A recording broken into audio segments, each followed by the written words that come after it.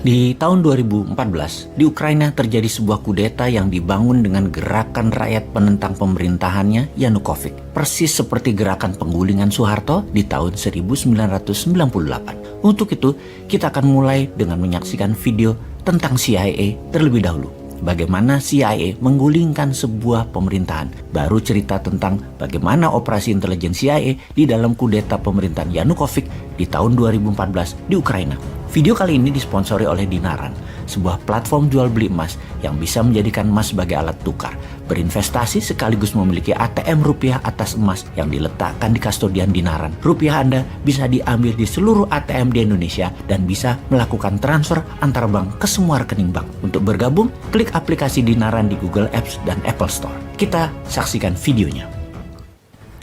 Bukan menjadi rahasia lagi kalau CIA, lembaga intelijen Amerika, sering menggulingkan sebuah pemerintahan yang sah. Ada 5 hal yang mereka lakukan dan sampai sekarang mereka masih tetap melakukannya. Yang pertama yang dilakukan adalah, dan yang ini adalah paling sering, yaitu membiayai oposisi. Cara ini adalah cara yang paling aman dan metode paling murah dari CIA. Bisa hanya memodali memberi uang kelompok oposisi atau memodali mereka yang akan melakukan kudeta. Iran di tahun 53, Vietnam di tahun 63, Brazil, Guatemala, salah satu operasi intelijen dengan model ini yang dilakukan oleh Amerika. Cara nomor 2 yang paling sering dilakukan adalah dengan assassination atau pembunuhan. Membunuh pemimpin lalu menggantikan dengan pemimpin yang pro-Amerika. Misalnya Patrice Lumumba di Kongo dan banyak lagi pemimpin-pemimpin berbagai negara yang tidak jelas kematiannya tapi didesain oleh Amerika agar digantikan dengan pemimpin yang pro-Amerika. Lalu cara ketiga yang paling sering dilakukan oleh CIA adalah melumpuhkan ekonomi atau dalam bahasa akademinya adalah economic assassination. Perang tarif dengan Cina, embargo perdagangan, dengan cepat akan merubuhkan sebuah negara seperti Kuba sampai sekarang di embargo. Kemudian Chile di tahun 70-an ketika Allende yang melakukan nasionalisasi atas aset-aset Amerika membuat Presiden Nixon memerintahkan CIA dengan kalimat "Make Chileans Scream" atau membuat bangsa Chile menjerit. Yang terakhir, Pinochet mengkudeta Allende. 2 hal itu dilakukan di sana. Tekanan secara ekonomi lalu mendukung kudeta oposisi. Lalu saat ini misalnya serangan mata uang lira di Turki yang menjatuhkan 40% nilai Turki dalam setahun terakhir dan membuat banyak investasi keluar dari Turki. Kemudian juga Venezuela diserang dengan economic hitman sehingga inflasinya lebih dari 1000%. Indonesia di tahun 1997 adalah bagian dari economic assassination untuk merubuhkan rezim Soeharto. Kemudian saat ini yang paling sering dipakai adalah nomor 4, yaitu pengambil alihan kendali atas media. CIA akan membeli koran, membeli TV, membeli radio untuk merubah opini publik dan melakukan kampanye anti penguasa yang anti Amerika. Di Italia, CIA pernah membeli koran Rome Daily American agar Italia tidak jatuh ke tangan komunis. Namun sekarang petinggi CIA pernah berkata lebih gampang membeli wartawan dan redakturnya daripada membeli koran atau media. Karena itu, banyak sekali sekarang foreign jurnalis yang dibayar oleh CIA dan di media warfare ini kuncinya adalah kendali informasi di mana sekarang meluas ke internet dan medsos dengan analitik strateginya. Terakhir adalah membangun kepanikan atau menciptakan chaos, menciptakan ketegangan sosial. Seringnya ada demo atau street protest, itu adalah bagian menciptakan kekacauan atau chaos. Turun ke jalan berdemo adalah CIA style sekali. Coba lihat, coba ingat-ingat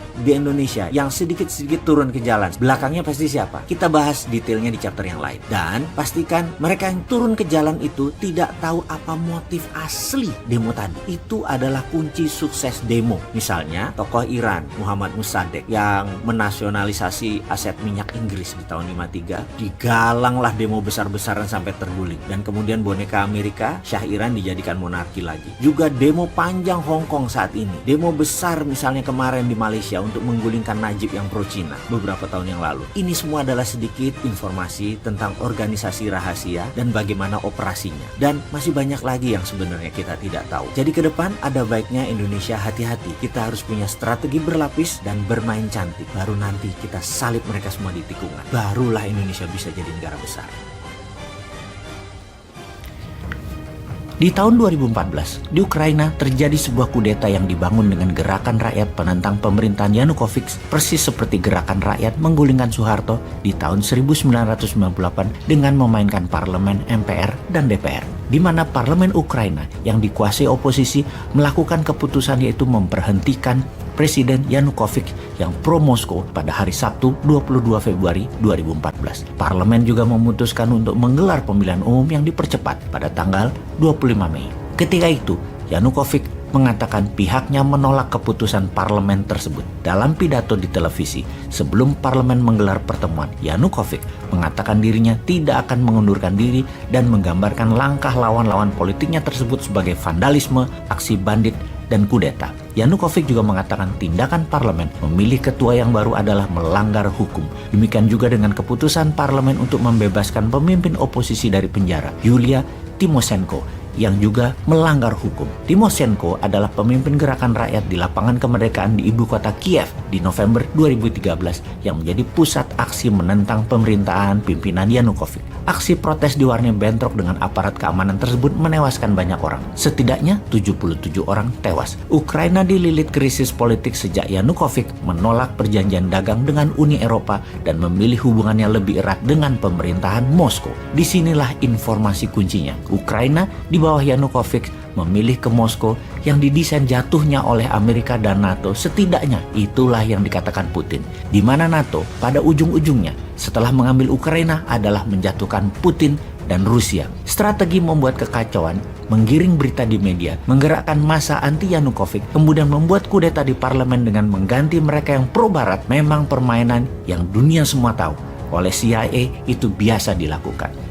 Selepas Yanukovych dipecat, Ukraina masih tegang. Bahkan wilayah Crimea disebut-sebut ingin melepaskan diri. Gejolak politik pun terjadi. Di kawasan tersebut menjadi peluang bagi Putin untuk mengambil Crimea tersebut daripada diambil NATO. Rusia mengirim tentara dengan dalih melindungi warganya di Crimea. Sejak Sabtu 1 Maret 2014, Putin memerintahkan para tentara masuk Crimea, wilayah selatan Ukraina sebagai buffer area jika suatu hari Ukraina jadi dicaplok NATO, termasuk membangun kekuatan milisi di timur Ukraina di wilayah Donbas. Inilah awal kegoncangan panjang selama 8 tahun di Ukraina sejak tahun 2014. Pemilu 2014 di Ukraina dimenangkan Petro Poroshenko yang memiliki sejarah sebagai Menteri Luar Negeri sejak 2009 hingga 2010, Menteri Pembangunan Ekonomi dan Perdagangan hingga 2012, sejak 2007 hingga 2012 dia menjadi Ketua Dewan Bank Nasional Ukraina. Poroshenko masih dianggap belum menjalankan maunya NATO sehingga pemilihan presiden di tahun 2019 sejarah baru terjadi. Seorang pelawak komedian dalam serial Pelayan Rakyat yang dibintanginya ternyata tak hanya menghasilkan dirinya menjadi seorang bintang, tapi akhirnya menjadi benar-benar pelayan rakyat. Pada tahun 2018, dia mendirikan partai yang juga diberi nama judul serial yang ia mainkan, Pelayan Rakyat atau Servant of the People. Pada pemilu 2019, Zelensky berhasil menang dengan kemenangan telak lebih dari 73% suara. Meski tidak memiliki bekal politik, ada satu pernyataan Zelensky, yaitu kamu tidak perlu pengalaman untuk menjadi seorang presiden, kamu hanya perlu menjadi manusia yang baik. Zelensky dalam banyak isu politik telah menandatangani kontrak politik bersama NATO sebelum mendirikan Partai Pelayan Rakyat tersebut. Terpilihnya dia nanti akan membawa Ukraina menjadi NATO. Setelah itu semua instrumen bergerak sesuai maunya NATO dan maunya CIA tentunya, yaitu memenangkan Zelensky. Kita lanjut dengan rangkuman informasi strategi operasi intelijen penggulingan pemerintahan pro-Moskow Yanukovych di Ukraina di tahun 2014. Triknya adalah bahwa oposisi Ukraina didukung oleh sebagian besar Eropa dan Amerika untuk mengambil alih parlemen. Kemudian digoncang mosi tidak percaya, rakyat turun ke jalan dan media satu arah menyerang pemerintahan Yanukovych. Sebagai rencana cadangan, NATO bahkan melatih para nasionalis dan kelompok bersenjata di Ukraina Barat, di Polandia, hingga Lituania agar bukan saja siap mengkudeta secara parlemen, di mana kalau parlemen gagal dikudeta, milisi telah siap mengkudeta bersenjata terhadap Ukraina. Setelah mendapatkan Ukraina secara konstitusi di tahun 2019, dipilihlah tokoh populis untuk menjadi presiden Ukraina yang akan menjadikan Ukraina NATO. Yang kemudian di tahun 2022 ini, Rusia tidak bisa menahan diri lagi untuk melindungi kedaulatan Rusia, mengambil Ukraina sebelum diambil NATO. Kalau Indonesia pelajarannya bagaimana? Sama seperti Timur Timur, pemerintahnya sekarang tidak nurut Indonesia misalnya, tapi lebih condong ke Australia.